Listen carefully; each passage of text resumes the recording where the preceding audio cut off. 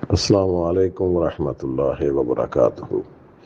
اس طرح کا قرض مشروط طور پر لینا غلط ہے، ناجائز ہے، حرام ہے، کیونکہ حکومت جو قرضہ دیتی ہے وہ اپنی طرف سے نہیں دیتی ہے، وہ بینک کی طرف ہی تحویل کرتے ہیں۔ وہ بینک سے آپ نے پیسے وصول کرنے ہوں گے، تو بینک جو ہوتا ہے وہ پیسے سے پیسہ کماتا ہے، اس کو سود درکار ہے۔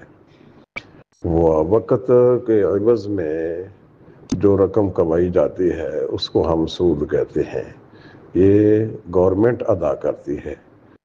قرض سے سود وصول کرنا، خواہ وہ از خود ادا کرے یا گورنمنٹ ادا کرے، یہ دونوں صورتوں میں وہ سود ہی ہے۔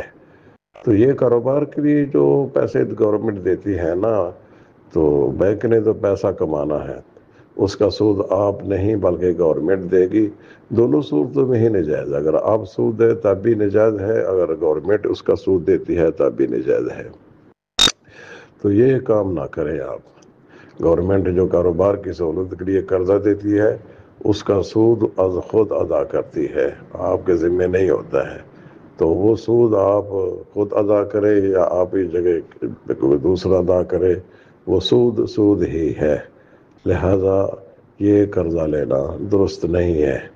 یہ جو آگے آپ نے بات کی ہے پلنٹی والی کہ اگر ایک دو قسطیں شارٹ ہو جائے تو وہ جرمانہ کرتے ہیں، یہ بھی غلط ہے۔